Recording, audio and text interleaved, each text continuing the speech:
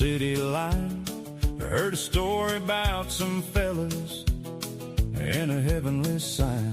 They said heaven's got a waiting room full of sweet delights. 72 virgins, sure, but I ain't sold on that hype. 72 virgins at the honky-tonk, two-step dancing, singing country songs that just can't go wrong. If heaven's like that, I might just come along with a twang in my voice and a heart so strong. I asked the preacher brother, what's the real deal?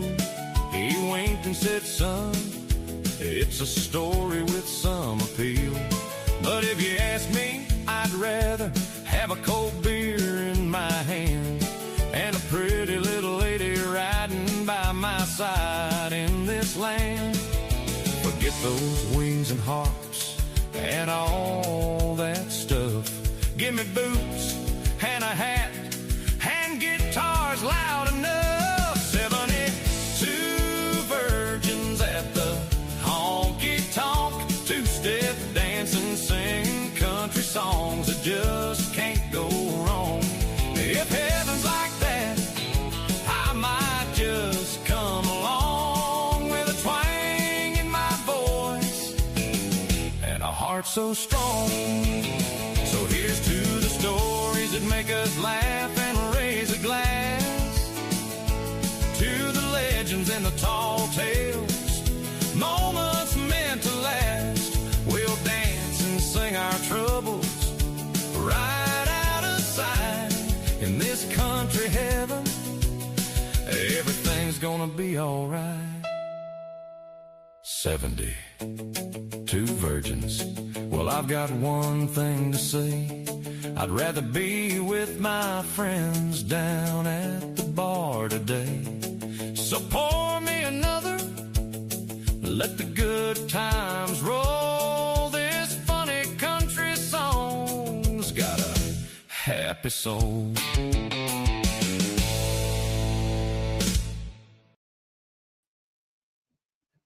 Alrighty, I am live.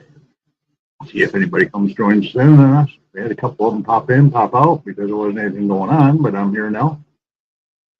All right, so I invited Gary and Troy to join me, or Greg and Troy to join me tonight. And turns out Greg won't be home till after 9, and Troy's got other obligations, so it's going to be just me unless somebody else wants to come join me. The link to the chat is up in the top comment. It'll always be there. It's starred. I'm going to wait till at least one person pops in that I can see, and then we'll get started here. I think that's probably the right way to go about it. I don't know. I talk to myself all the time, so I don't really care. I would like to get Gary Hughes to join me tonight, but I can't reach him by phone, so fortunately that's not going to happen, I guess. I got to change my glasses. These ones, I don't know, they got an awful glare on because of the angle of the light reflecting off the screen. Let me try a different pair here and see if that makes a difference. Oh yeah, that's much better. These are my real glasses. The ones I had on were my reading glasses. So we'll keep watching and see if somebody pops in or not. I mean, I don't believe this is going to be a real long one tonight because, again, it's just me right now. That's weird. If you got glasses, you need glasses. Could put it that way. These glasses I've got are progressive lens, so I can see like a really long ways away at the top of the lens, and then I can read real fine print at the bottom of the lens. But when I'm looking at the screen right now, everything is almost like double. I have to keep tipping my head and saying, what am I looking at? What am I looking at? I can read every comment coming out, but I have to have my head tilted in the right direction for that to work. Kind of cool. I don't care. Still waiting for somebody to come in. Hopefully somebody does. I will be honest with you. These progressive lens glasses are very expensive.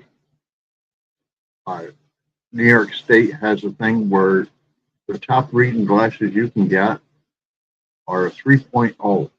Anything after a 3.0, you have to have an eye exam and get real glasses for. And there we go. We got somebody coming in and join us. Introduce yourself, please. But yeah, my regular everyday glasses are my reading glasses because if I'm up close to something, I can see it really well. But with these progressive lens glasses, it's blurry at first. If I tilt my head right, I can see perfect at the distance that I sit away from my computer. Hey, Charlene Grady, how we doing? So yeah, I can read names. I can see all the chat and all that stuff, and it's really not that bad. It's just you got to get used to it because you have to keep tilting your head back and forth in order to see where you're at. But I don't care, you know. Like I said, New York State 3.0 is the. Where have I been? I have been all over, believe it or not. I mean, seriously, all over. Last Saturday night, I wanted to do a live, but where I was at, I couldn't. I mean, I seriously wanted to, but I just couldn't. I was in an area where there were a bunch of bands playing, and I was doing T-shirts for the bands, and they were loud. I will say that much. And originally, I was supposed to be put out into a different tent, and it would have been a great spot for me to be because it wouldn't be right in with where all the music was. It would be a totally separate area.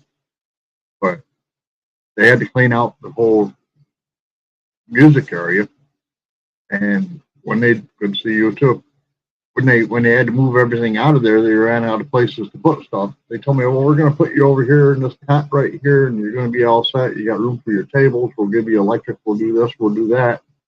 And I pulled into the driveway, locked and loaded with all the shirts and all the prints and everything to do it. And the first thing I noticed was the tent that he told me I'd be in, there was a license plate sticking out of it. So I couldn't use that one. So we decided on another area, which was really quite inconvenient for everybody, but especially for me, was they put me right in front of the refrigerator that everybody was putting their whiskeys and beer and stuff into. So not only was I there to print T-shirts, but I also became the, bartender. Interim bartender, I should say, because I didn't stay there long. I mean, I stayed there a long time, but I didn't actually do a lot. My thinking was I was going to go there. I was going to start printing shirts on his electricity instead of mine, and I was just going to keep printing shirts all the time that I was there. I was just going to keep printing these shirts and printing these shirts and printing these shirts and just make it work, you know. And the problem is that, like I say, it was loud, and in the area I was in, you can't smoke. I smoke. Everybody knows I smoke. And I mean, I could sit in there and I could drink and everything, and I could almost talk to people. But if I wanted to really talk to somebody, I had to go outside. And of course, I'd go outside, smoke a cigarette anyway. So it didn't hurt my feelings. And if I was outside smoking a cigarette, they had access to the refrigerator. They could get their own drinks. So it worked out pretty well, I guess, for that situation. I wouldn't want to be in that situation again. I can say that much about it. But yeah, it was different. I will say that I didn't sell a lot of T-shirts. Actually, I sold very few T-shirts. The last T-shirt I sold was a special shirt because it was two different bands that I was representing for the T-shirts. And somebody wanted both bands on one T-shirt, one band on the front, the other band on the back. And he paid me $40 to do the T-shirt. And I was just like, well, I'm not going to say no to that, you know. And I told him 30. So he gave me $40. So before I got ready to leave, I took 20 of that 40 and I folded it up and I walked up to the band and I told the bass guitarist, I says, do me a favor, hand this to Brian and tell him it's his half of a special. Hey, Arlene, I said, tell him it's his half of a special T-shirt. And lo and behold, the guy that wanted me to make that T-shirt, he was walking with a cane and he seen me walking up and I told him, I says, half of this is his, so I'm just going to go give it to him. Well, he followed me up to the stage, and the guy I was doing the work for, he was the drummer. He says, hey, so somebody paid for a special T-shirt. I want to see that special T-shirt. So the guy modeled it for everybody there. And I told him, I said, I'll hang out for another half hour. because that was the last t-shirt I printed, and I wasn't going to stay there very long. I didn't want to stay there very long, and I'd already been there many hours anyway, and I was just like, I'm ready to go home, you know. And I even told him before I got ready to leave, like before the band even got up, I says, you know, when I get ready to leave, I'm just shutting everything down and I'm going to leave it right where it says.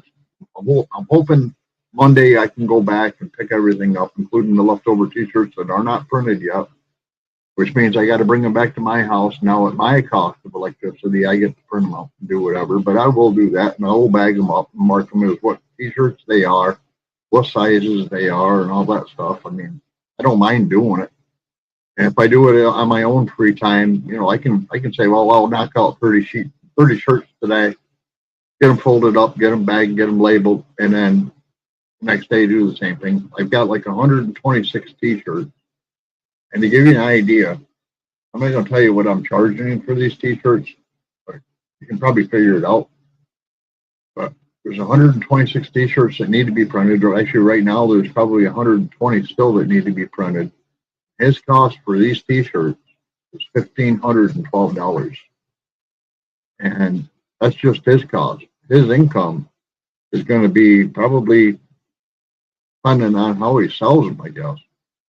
It could be an extra $1,000 or it could be an extra, you know, whatever. I mean, I was selling them for the band at $25 a shirt or 2 for $40. I did not have anybody buy 2 shirts other than that one guy that wanted to buy 2 prints on 1 shirt. I was like, well, I'm not going to charge you for 2 shirts if I'm only using 1. But yeah, I'll just tell you, it's $12 a shirt. That way you ain't got to get your calculator out. But the 2 for $40, I don't make a lot of money on it. He doesn't make a lot of money on it. But in the same respect, you know, I mean, it's to support the band. And I loved all the bands that I do this stuff for. There was a new band that was there that was called Close Enough. They were the first band on stage. I've never heard of them before, but I'll tell you, they were darn good. They did a lot of covers and stuff, and they had a female singer, and it was a really good band. My problem was it was a very loud band.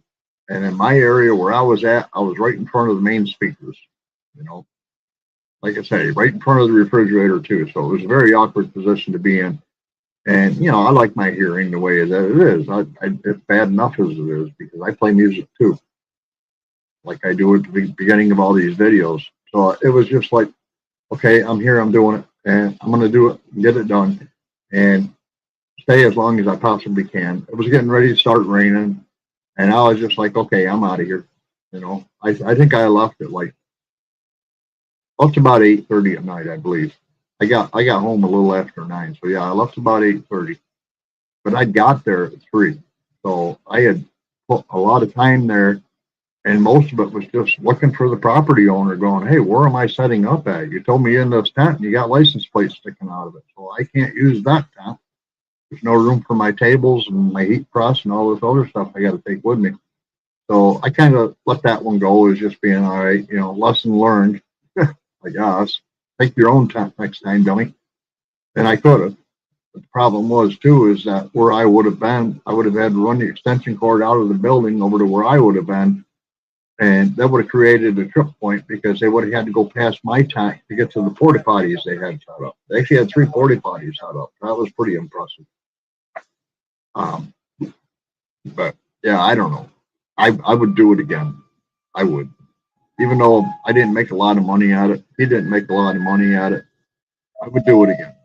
Just because it's good for the band to have people just be able to walk up and say, I want like a double extra or triple extra large shirt, and I want this, I want it to have this logo on it or whatever for the band.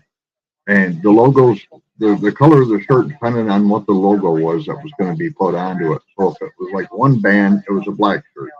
If it was a different band, it was a gray shirt.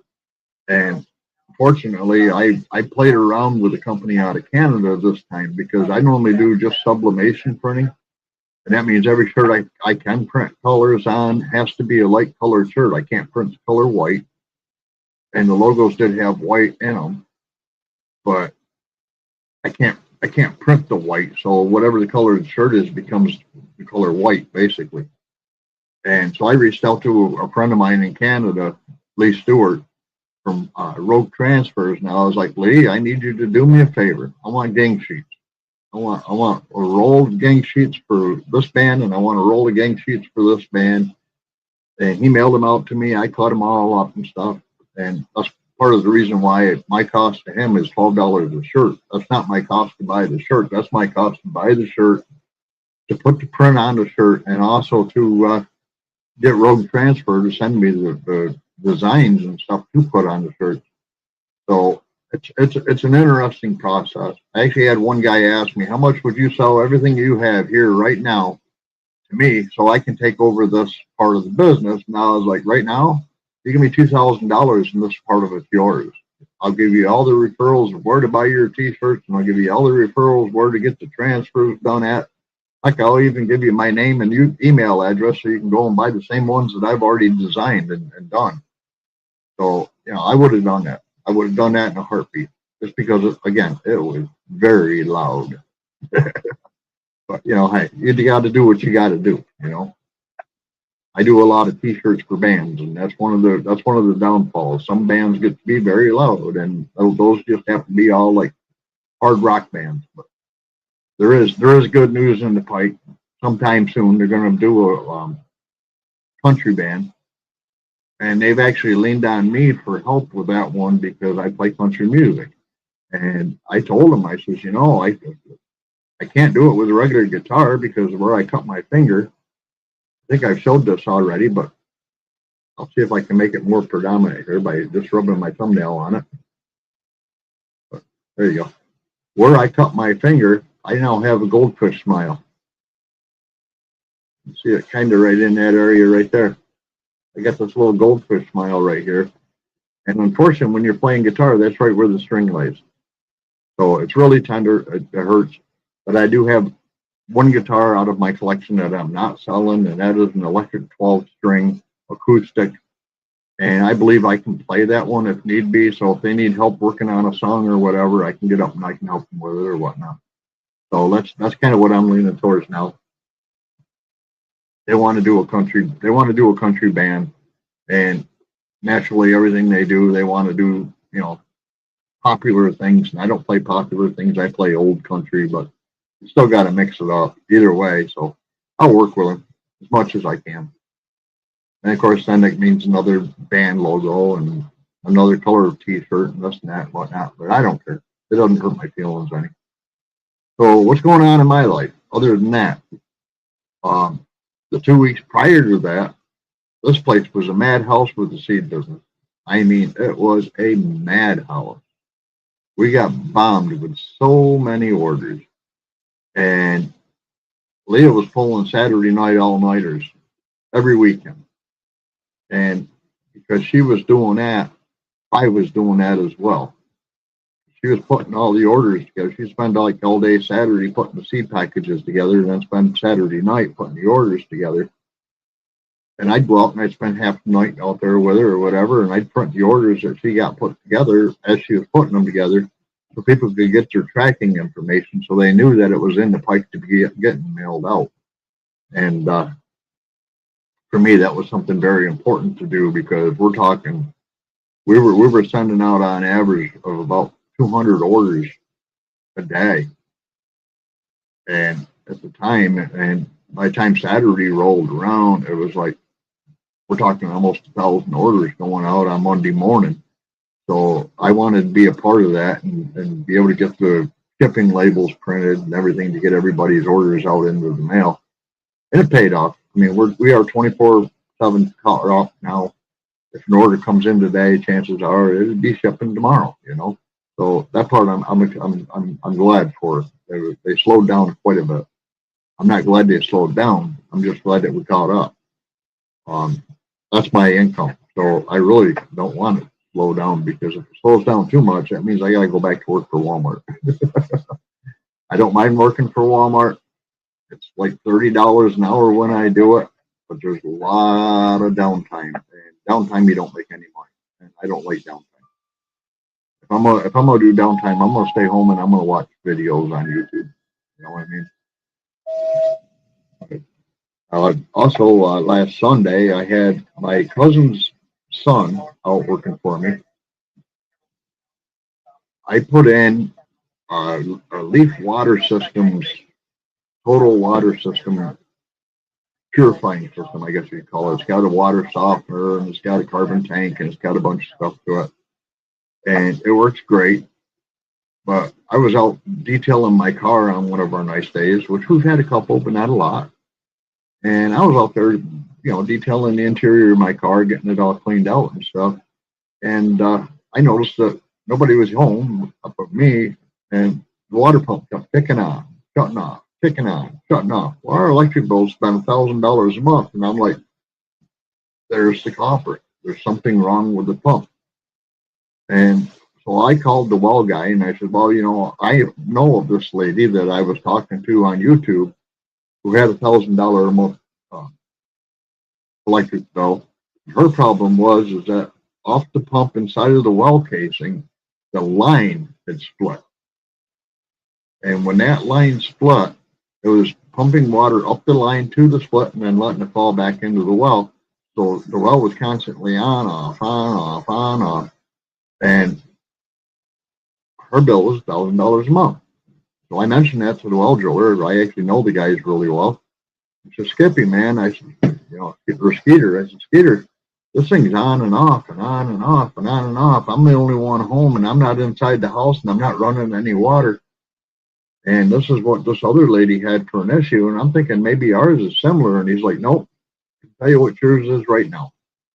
He says, your air pressure tank bladder either isn't up to pressure or it has a leak. And if you change that out, you also have to change out the pressure switch. I was like, all right, cool. So I went and I bought a brand new pressure tank and I bought the brand new pressure switch. And I got looking at it and I'm going, yeah, this is going to take more than just one person. These pipes have been on here since like 2006, I think they were. And they're only good for like 10 to 15 years. So this thing was like well over its past due date anyway. So I hired my nephew's son to come out and help me. And it took both of us. We got it all swapped out. We got it so it's working good. I do have one small dripping leak off the line coming off the main pump to the tank area. But that was just because we had to twist it out of the way to be able to change everything out. So he's going to come back tomorrow, I believe. And we're going to cut that line from the pump going to the tank and replace it with all brand new parts. At least that's what he told me he wanted to do. So we'll be doing that. And also I replaced the pellet stove in my wood shop. So the old one's been sitting in the driveway covered up in a sheet of plywood. And he wants that for his son-in-law. So they're coming out Sunday morning and they're going to load that up onto their truck or trailer or whatever they're doing. And they'll be able to get that back. Yeah, it's always something. That never fails. When you own a house, it's always something. I've got a lot of work to do around here yet. I mean, I had that tree dropped out of my front yard. That still is in my front yard. I have a chainsaw that was made in China. I took the chainsaw, or I didn't take it. I went to the local guy that does it right here in my town. And I told him, I said, look, I got this really cheap chainsaw, Chinese chainsaw. It was like a $135 chainsaw.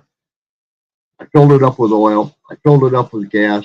I put the oil back where it belonged. I put the gas back where it belonged. I came in. I used the bathroom. I go back out. The gas tank's empty on it. It's leaking like crazy. I said, what would you charge me if I brought that down and just had you look at it? And he started laughing. He said, first of all, I don't want it in my shop. And second of all, he says, I get $80 an hour for any equipment that goes in my shop. And if its name isn't steel or Echo, I don't even want to work on it. He says, just check all your lines.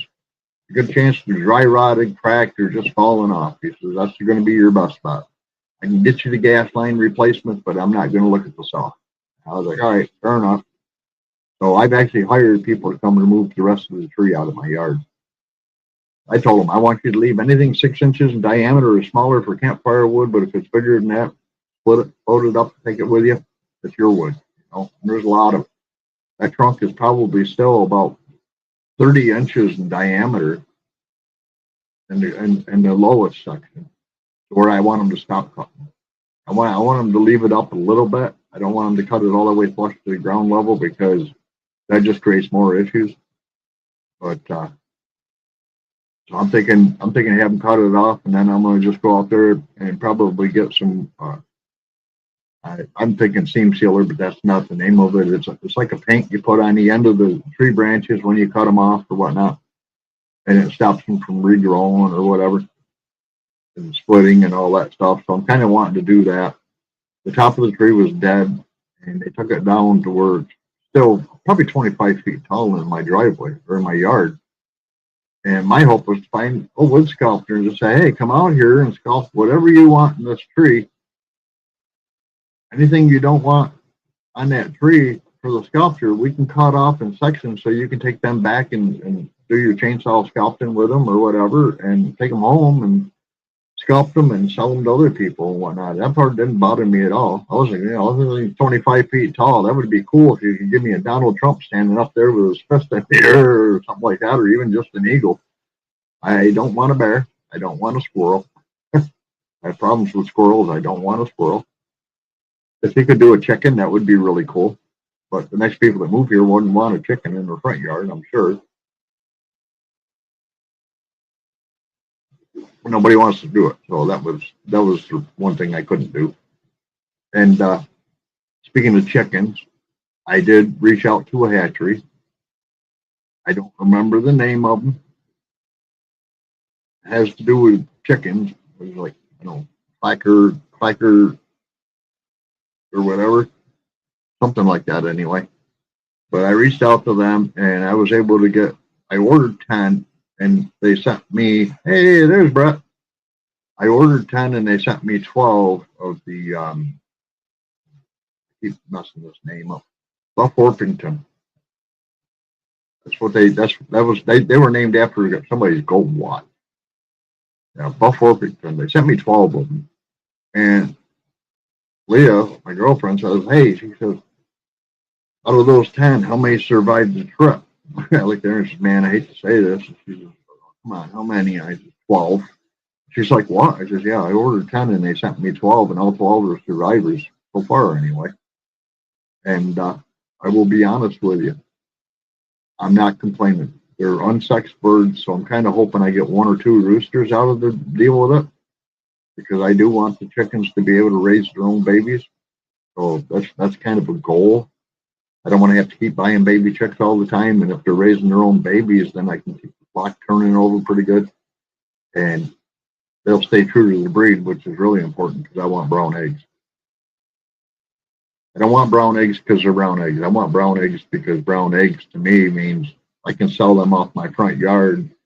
We did see them for sale at Walmart, and we checked every carton of eggs at Walmart that said they were brown eggs, and every carton had at least 1 broken egg in it. So Walmart's not going to have luck selling brown eggs. That's pretty obvious. Locally, there's one other egg seller probably about a mile from me, maybe a little bit more than a mile. She sells her eggs for $4 a dozen, and she sells out a lot. So my goal is to $3.50 a dozen. I want to be sold out all the time. That just helps pay for all the chicken feed. And these guys eat a lot. I mean, we're talking probably in the neighborhood right now, 4 cups of chicken feed a day, and we have to keep changing the water bowl every 3 hours because they're on a wood chip bed inside of the brooder. And they seem to think that water bowl is a swimming pool. So they got these wood chips stuck all over their feet, and then they jump in the water. The wood chips fall off. The wood chips suck up the water, so it's constantly going in. It's a battle of jumping out the wood chip, wiping it out with. We buy select-size Bounty paper towels, so it's always grab a paper towel, wipe it out, and then everything goes on from there and whatnot. And so it's been a lot of fun.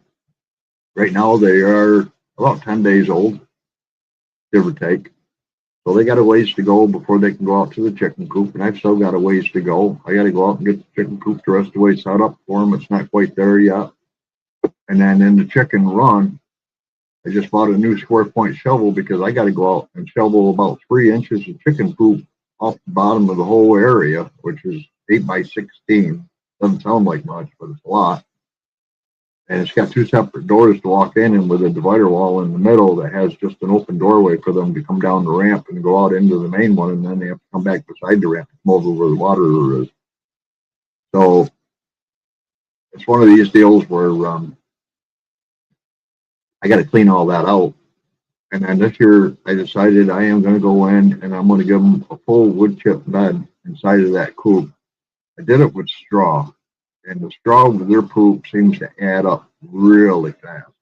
So I'm going to try it with the wood chips. And then, when it gets to be like, okay, this one spot looks really bad, I can just go and take a couple scoops of the wood chips out, put new wood chips down. The wood chips and the cost of straw are about 50-50.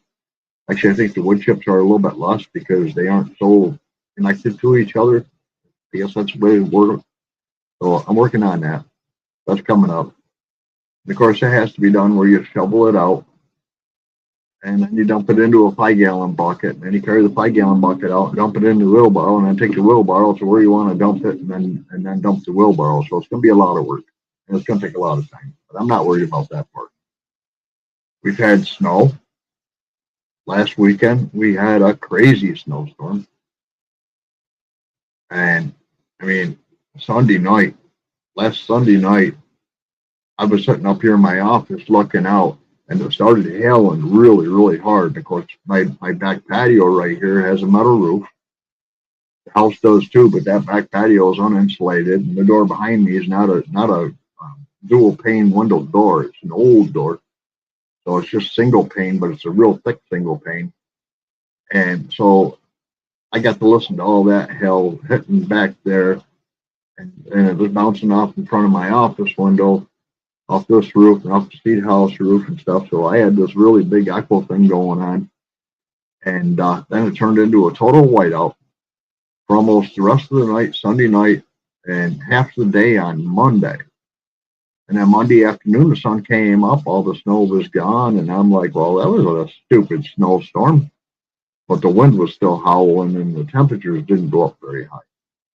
We did have a couple of good days where I went out, I put a new top on the chicken run. It's 8x16, so I've got an 8x16, or no, I've got a 12x16 cover over it. Nope, that's not right either. Yes, 12x16, that's the size of the cover. So it goes from end to end. It covers the whole top and 4 foot down one side. So that was fun. I put that on it. I bought these new zip ties. What did I do? I opened another brave window. Okay. Let me grab one of these boxes just to show them to you. They're really cool.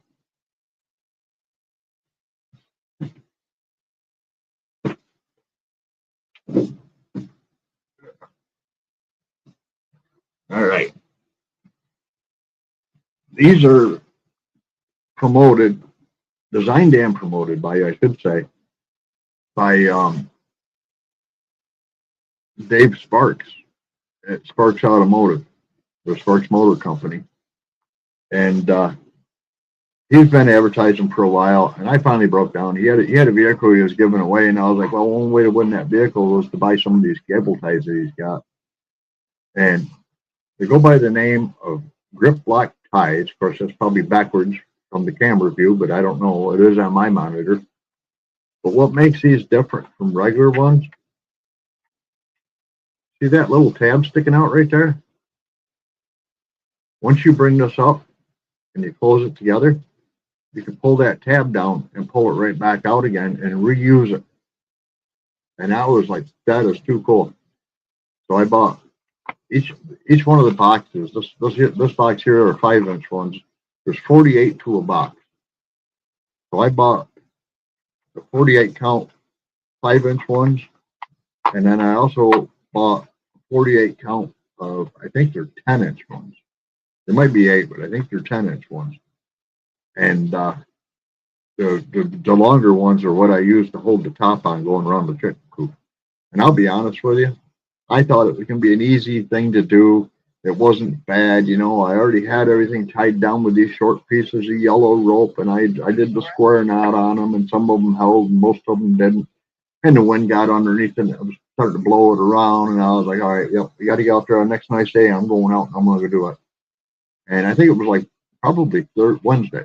Wednesday was a really nice day. I mean, we're talking 70 degrees out. I said, all right, Wednesday's the day. I'm going to go out with these cable ties and I'm going to start cable tying that down in every part I can and get it as tight as I can so the wind doesn't get underneath it and pull it back up anymore or whatever. And I got to the first corner. I untied the rope. I had bungee cords on it as well. Of course, bungee cords around here, they're not UV rated, so they don't last very long. But I got out there and I was using the long cable tie. And I went through the first corner. I got it to go around the bar, up through the corner of the tarp, get it connected, and I started trying to pull it together. And just as I started to try to pull it together, the wind started blowing. I'll tell you what, it was like trying to hold down a parachute. I probably stood there for 15 minutes waiting for the wind to die down enough to be able to cinch that thing all the way up to where it was tight. And some of them were so hard to get to close that I actually had to grab that tab, pull it down while I was pulling it through, and I actually broke part of my thumbnail off doing it. My thumbnails are thick. I mean, these things are monster thick, you know what I'm saying? Broke part of that off. I was like, wow. I ended up using 24 of them to hold the whole tarp down and got it so where the wind can blow and that tarp is not moving at all. And that's a really good thing. I mean, I sit here with a camera on it in my office, and that's how I knew that the wind was doing damage to it. It's probably the heaviest duty tarp that they sell at Harbor Freight, and because of that, I don't want the wind blowing it around. I want that thing to be there, be tight, and be square for as long as it possibly can. I don't want to have to keep replacing them. That's very expensive tarp. I think that 12 by 16 one was like $50 or somewhere around there. And the grip lock ties, they are not cheap at all either. I didn't expect them to be. They're reusable and they're UV rated. That was the one thing that I found with these that I don't see on most of the cable ties is these are actually see how it says resealable tab, reusable, reduces waste, rubber lining, grips and protects, durable, UV stabilized and heat resistant. So when he started advertising those, I was like, yeah, I got to get me some of them, the reusable ones. I have things I want to use for those. I've been buying bungee cords for that chicken run for a long time, and like I say, and in the sunlight, they do not last. They don't last at all. And of course, the chicken coop we have is if you go to like Central Tractor or Tractor Supply to buy your chickens, the cage that they have their birds in is the exact same cage I have my birds in, except for I bought two of them and connected them together to make one big one.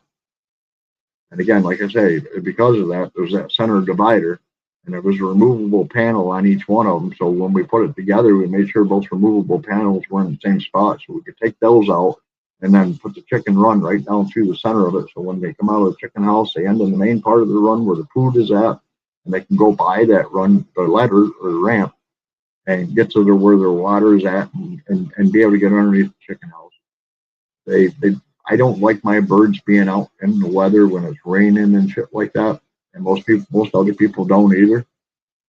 But my main issue was if it's raining and it's raining a lot and there's no cover on the chicken run, if I go out to try to feed them, I am walking in slippery slop.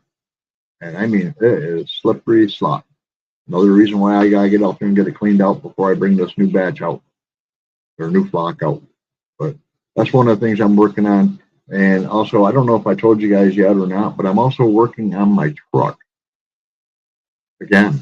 I did share a video called Rustin Bondo. That's exactly what my truck looks like right now. But I found something really cool, and it's made by a company that's Original Appearance Manufacturing, OAM. And they sell one ABS panel for each side of the truck that covers the cab corner and all of the runner boards from front to back. And they're held on by 3M tape and a couple pop rivets. And they aren't cheap, I'll be honest. Nothing these days are cheap, I guess. You know, I mean, I went to every body shop in my area asking them, do you do new running boards and cab corners? And every one of them said, absolutely not. They rust out again too quick. I said, well, you know what? I was going to do it myself, but I don't have a garage to work in. I have the welder. I have the ability to get all the metal, all the parts and pieces needed to do it, but I don't have the garage to do it in. And you have to take it down to bare metal to weld. For me, it's take it down to bare metal to weld it, but also when it gets down to bare metal, you put weld through primer on it, then you weld it, and then you clean the weld up, and then you put epoxy primer over that so that it stops the rust from going anywhere. But I know how to do all that, and I could do all that if I had space in the garage. Where I lived before we bought the house, that garage right now is totally vacant. But I don't want to go there and do it because I want my stuff to be there when I go back to work on it again. And that place has been ripped off quite a few times, and nobody watches it. So I don't want to do it there. I don't want to. I made my mind up about that a long time ago. And I don't really know anybody else other than that has a garage where I'd be able to go in and work on it. The closer to home, the better, you know what I'm saying? I did talk to a local company, CNY Power Sports. They just put up a whole bunch of brand new storage units. And they've got some pretty good sized ones. I did talk to them, but they want like $400 a month for the big one. And then they don't have power in them, so I'd have to use my propane generator to generate power to work on the truck. And because it's a storage unit, I'm not allowed to paint them. So I'd have to pull the truck out, do whatever painting I want to do, pull it in, do whatever welding I want to do, pull it back out, do whatever clean up painting I want to do, and back and forth. And then when I leave, I got to leave that building just as clean as the day I moved in. So I'm not in a rush to get that done. I decided, you know what, I can cover it up, make it look pretty. I don't care. It doesn't matter. It's not structural to the truck. The only thing structural to that truck is the undercarriage, like the frame and all that stuff, and that's all in good shape. So I'm not worried about it. You know, running boards are there to look nice, but they don't really serve a purpose per se. And I don't care. You know, I'm just gonna doctor it up with plastic and say, hey, you know what? It looks better than it did when I got it ready to start putting back together again, and it'll be fine. Actually, it doesn't look bad right now. I just went out and bought a roll of black duct tape and covered up everything I cleaned off with all the holes and all the Bondo and just covered it in black duct tape. And, you know, at 55 miles an hour, it looks good. It really does. So I'm not really worried about it. I thought about buying another truck, but man, I'll tell you what, prices today are so stupid crazy. And I just paid that one off this year. The last thing I want to do is start off with another truck payment. You know, that truck was a 2014. I bought it for $24,000. I won't buy anything that year anymore. It has to be newer. And I was looking at a couple of 2020s. I found a really nice 2020 Dodge Ram when I had it at the Chevy dealership. They had it in as a trade-in, and they were getting it ready to put up for sale. And I did look at that one. That was a nice truck. That was a Dodge Ram big one. And I went in and I talked to the salesman. I said, hey, you know, any idea what the price is going to be on this one when you bring it out? And he looked at me. He started laughing. He says, yes, I do.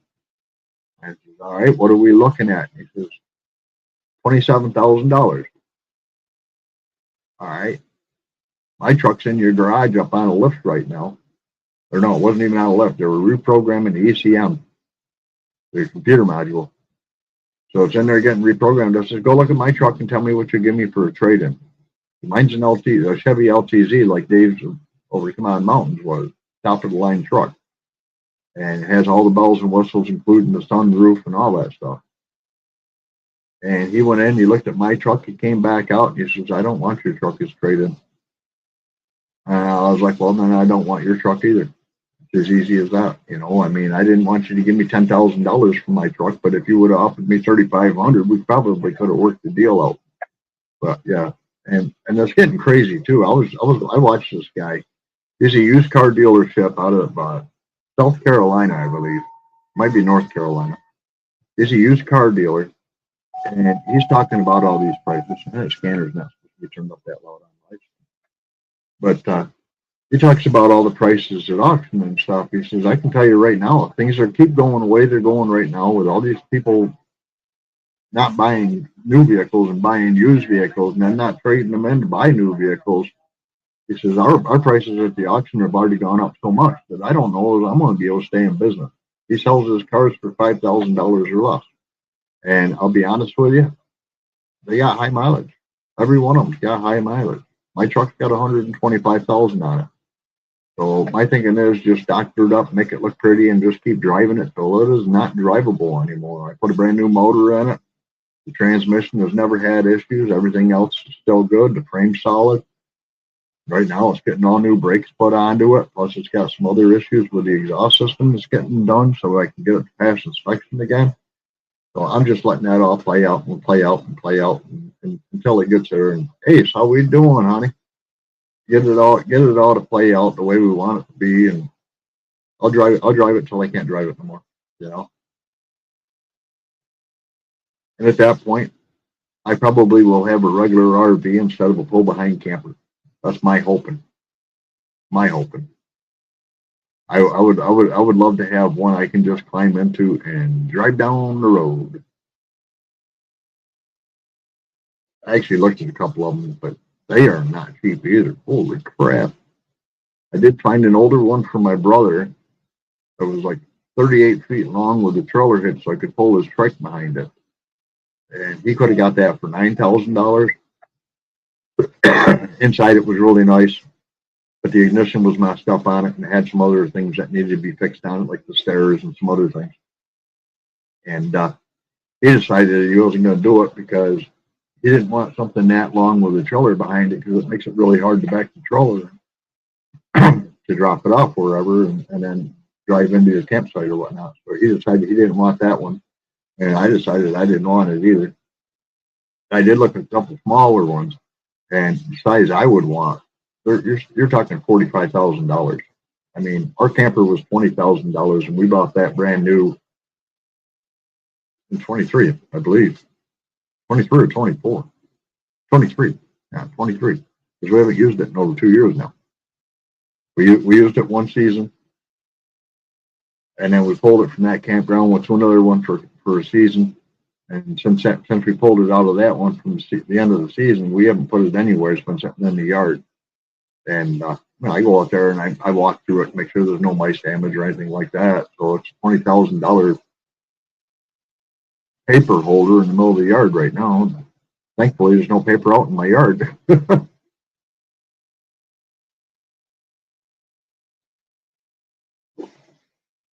Yeah, speaking of things in your yard, I'm getting ready to mow my lawn again, too, on the next nice day. I think Monday's going to be that day.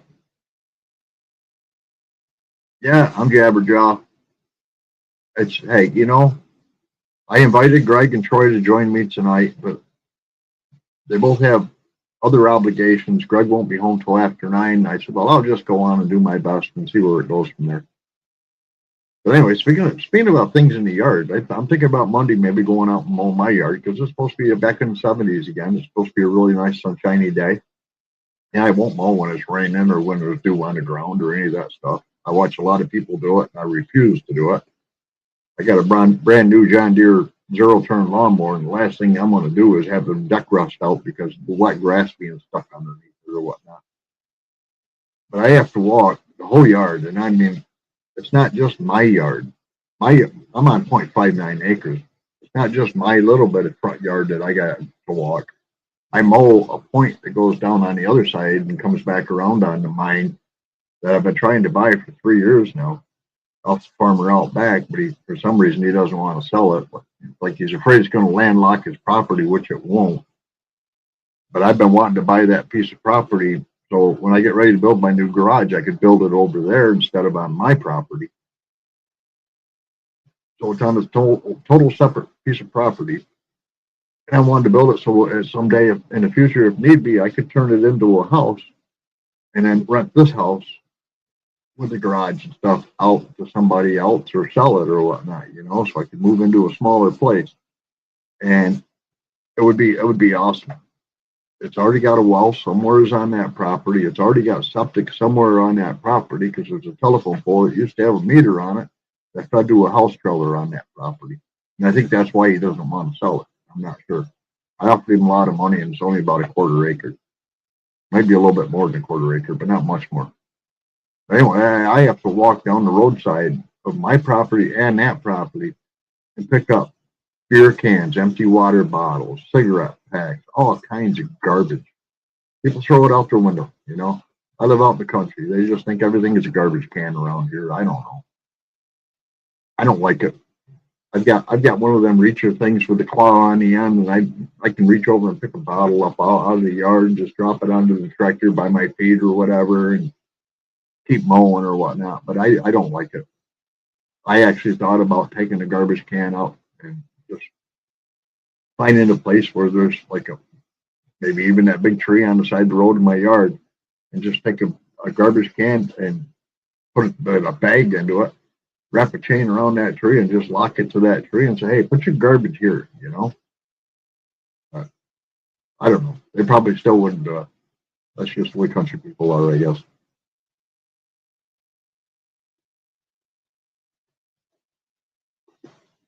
All right, well, guys, I've been rambling on for 48 minutes. I really don't have anything else that I know of to talk about at this time, anyhow. I will try to get Greg and Troy to come on with me next Saturday, and we'll see if we can get in more trouble then. Well, I guess there is one more thing I'd like to say. For those that hate President Donald Trump and don't think he's doing the right thing with the ceasefire and all that, just keep watching real news. Don't watch CNN and ABC and NBC and CBS and all of these. Watch real news. You can get it on YouTube, like News Nation and some of the other ones. One American News is another good one. What Trump is doing may seem stupid to a lot of people about doing a ceasefire and other rearming over there and stuff, but we've rearmed a lot compared to what they're rearming now. And if they don't come to the table, they aren't going to have a country left. He's blocked all of the oil tankers from leaving the Strait of Hormuz. And what that means is the Strait of Hormuz is now full of oil. They don't have anywhere to put it. They've loaded it into every tanker they had in that area. And those tankers aren't allowed to leave, so they can't sell it. And with all of the Strait of Hormuz area and Karg Island being filled up with oil and not going anywhere, that means they got to shut their oil pumps down, which means you can't just like turn the switch off on an oil pump and then turn it back on when things settle down. It won't work. It just won't work. It'll cap itself. So he's taking them out economically, and that will bring them to the table eventually. And I'll be honest with you, he's doing an economic war instead of a regular war, which I think to save American lives and everybody else makes a lot more sense. So I give kudos to Donald Trump. He plays 4D chess very, very well. He knows what he's doing. And he's got a lot of people behind him that are telling him, hey, you know, this is what we need to do next, or this is what we need to do next. That's why we're taking oil tankers out of the oceans and stuff. And we're commandeering them. We're not just like stopping them and saying, no, you can't keep going where you're going. No, you got to get off your ship. We're taking over your ship and we're keeping your oil. So he's playing hardball with them, and they'll learn. They'll learn. The Iranians are stupid people, but I don't think they're really all that stupid. You know what I mean? The people of Iran are very smart, and they are starting to. If you watch the right news, you'll see that the people of Iran are actually starting to kick butt against the IRGC. There was one news source here just recently where 100 IRGC members got poisoned where they were eating, and one of them died from it. And the person that was doing the cooking, when they went to find him, was nowhere in sight. They don't even know who it was. So kudos to the people of Iran for finally taking a step up and doing what's right for your own country. I'm glad to see it.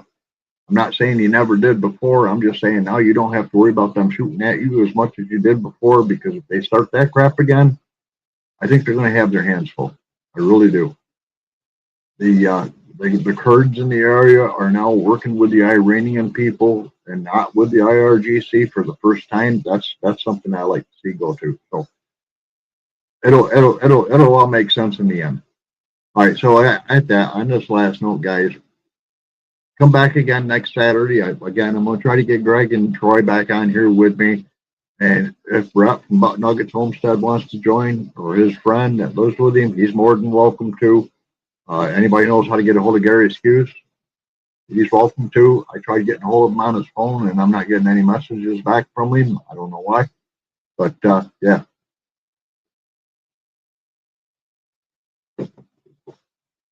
Yeah, I'm not a new watcher either. Actually, there's a guy on YouTube named David Hookstead.